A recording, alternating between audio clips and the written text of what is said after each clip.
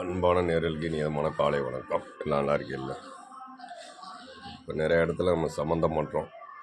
சம்மந்தம் பண்ணுறது வசதியை தேடி தான் போகிறாங்க எல்லாருமே. வசதி ஃபஸ்ட்டு பார்க்கும்போது நம்மளுக்கு சந்தோஷமாக இருக்கும். பின்னால் அது பெரிய ஒரு கசப்பு கொண்டாந்து விட்டுரும்.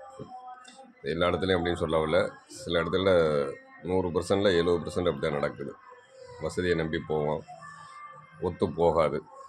பொண்ணு விட இருந்தாலும் சரி, மாப்பிள்ளை விட இருந்தாலும் சரி, ஒத்து போகாது. ஆனால் நம்ம அதுக்கு ஏற்ற மாதிரி போனோம்னாக்க அது ஓரளவு ஒத்து போயிடும். அதில் அப்படி ஒத்து போகலை அப்படின்னாக்க அது நம்மளுடைய தப்புகளாக தான் இருக்கும். ஆமாம், ஒரு பக்கம் வசதி கூட ஒரு பக்கம் வசதி கம்மியாக இருந்தால் அந்த பக்கத்து கொஞ்சம் ஒத்து போகாது.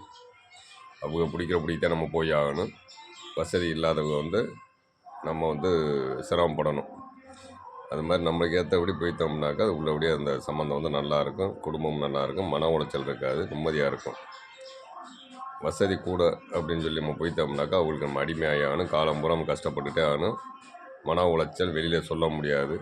அதனால் தயவுசெய்து சம்மந்தம் பட்ட ஓரளவு நம்மளுக்கு ஏற்றவாறாக இருக்கணும், ஓரளவு சொந்தத்தில் இருக்கணும், ஓரளவு நம்மளுக்கு தெரிஞ்ச இடங்களாக இருக்கணும். அப்படி இருந்தால் ஒன்று தான் ஓரளவு நம்ம அதை சரியாக பண்ண முடியும். ஆனால் சில இடங்களில் அந்நிய சம்மந்தம் ஒத்து போயிடும். அது சில மனநிலையை பொறுத்து இருக்குது. ஒருத்தருடைய மனசை புரிஞ்சு நடந்துக்கிட்டால் ஒன்று தான் அந்த மாதிரி ஒத்து போகும். ஏன்னா இன்றைக்கி அந்தளவுக்கு யாரும் ஒத்து போகிற அளவுக்குலாம் கிடையாது. அதனால் முடிஞ்ச அளவுக்கு நம்மளுக்கு ஏற்றவாறு சம்மந்தம் பண்ணணும். அப்படி பண்ணால் ஒன்று தான் வாழ்க்கையில் கரெக்டாக ஓடும். இல்லைனாக்கா வாழ்க்கையில் இப்போ நம்ம காலுக்கு செருப்பு எடுக்கிறோம், கரெக்டான செருப்பு எடுத்துட்டோம்னா கரெக்டாக இருக்கும். சின்னதாக எடுத்தாலும் பத்தாது, பெருசாக எடுத்தாலும் அங்கேயும் கலண்டு ஓடும். அது மாதிரி தான் வாழ்க்கைங்க அந்த மாதிரி தான் ஓடும். அதனால் நம்ம எல்லாமே சரியாக இருந்தால் ஒன்று தான் சரியாக பண்ண முடியும். வசதி கம்மியாக இருந்து நம்ம ஒரு சம்மந்தம் பண்ணோம்னாக்க அந்த பொண்ணு நம்ம சொல்கிறத கேட்கும். வசதி கூட இருந்தாக்கா சொல்கிறத கேட்காது. எங்கள் அப்பா வீட்டில் அப்படி இருக்குது, நான் அப்படி வாழ்ந்தேன் இப்படி வாழ்ந்தேன்னு சொல்லி பேசிகிட்டே இருப்பார்.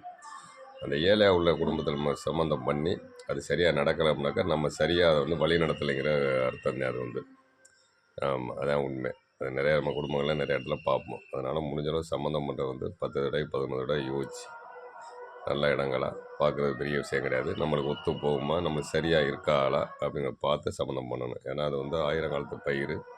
நம்ம இன்றைக்கி வசதி வாய்ப்புக்காக பண்ணிவிட்டு பின்னால் நம்ம அதை தொடர்ந்துக்கிட்டே தெரியக்கூடாது. ஏதோ அந்த மாதிரி பண்ணும்போதே நம்ம ஓரளவு நிதானமாக பண்ணிடணும். வசதியை தேடி போகிறது வசதியாக போகலாம், ஒன்றும் தப்பு இல்லை. ஏழையாக போங்க, அது ஒத்து போயிடும். முன்ன இருந்தாக்கா நான் சொன்னதான் நடக்கும் கண்டிப்பாக. அதை கொஞ்சம் யோசித்து எல்லாருமே அந்த மாதிரி சம்மந்தம் பண்ணுங்க. வாழ்க்கையில் நல்ல வெற்றிகரமாக பிரகாசமாக இருக்கும். சும்மா நம்ம ஜாதகம் பார்க்குறது, அடுத்தவங்க சொல்கிறதெல்லாம் நினைக்கக்கூடாது. நம்ம மனச்சாட்சின்னு ஓரளவு தெரியும்.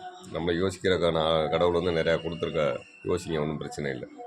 அப்படியெல்லாம் போனால் ஒன்று தான் ஓரளவு நம்ம பிள்ளைகளுடைய வளர்ச்சி நல்லாயிருக்கும். வசதி வேணும்னு போகக்கூடாது, பிள்ளைகளும் வசதியை தேடி போகக்கூடாது, குடும்பத்தார்களும் வசதியை தேடி போகக்கூடாது. ஓரளவு நம்மளுக்கு ஏற்ற மாதிரி குடும்பங்களாக இருக்கணும். இருந்தால் மனிதனுக்கு தேவை நிம்மதி. அந்த நிம்மதி ஒன்று இருந்தாலே போதும். நோய் நொடி இல்லாமல் இருந்தாலே வாழ்க்கையில் பெரிய கோடீஸ்வரனுக்கு சமம்.